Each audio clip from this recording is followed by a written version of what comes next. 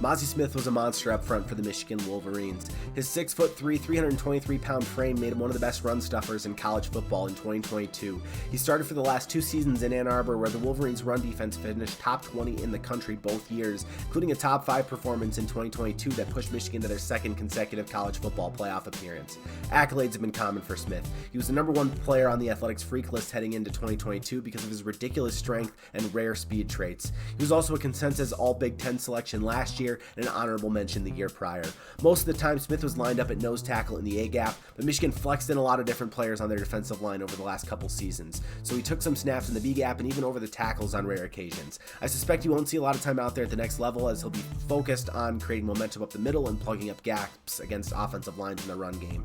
Smith is fantastically strong, 34 reps in the bench press at the NFL Combine, the most among any defensive lineman. This allows him to be disruptive at the line of scrimmage by knocking offensive linemen back. Because of his physical presence, he was also often met with multiple blockers, freeing up holes for guys behind him to make a tackle.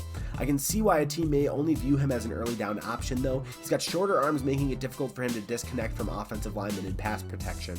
It will be important for Smith to continue to improve off the snap, as well as he was sometimes a little bit slow to get going throughout the year.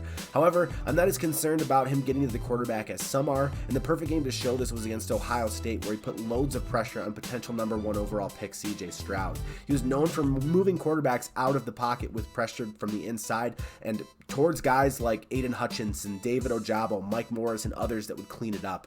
He's going to make quarterbacks uncomfortable if he can continue to knock that center back off the snap and give some of those edge teammates of his more opportunities, just like he did at Michigan. I've seen some mock drafts where Mazi Smith goes as high as the teens or as low as the early 3rd round, but I think he's a top 5 defensive lineman in this draft in a really deep class. If a team passes on Jalen Carter for off-the-field issues, he could come in even higher than expected. He's got a chance to be a plus starter in this league. For Mason Brew, I'm Dan Plucker.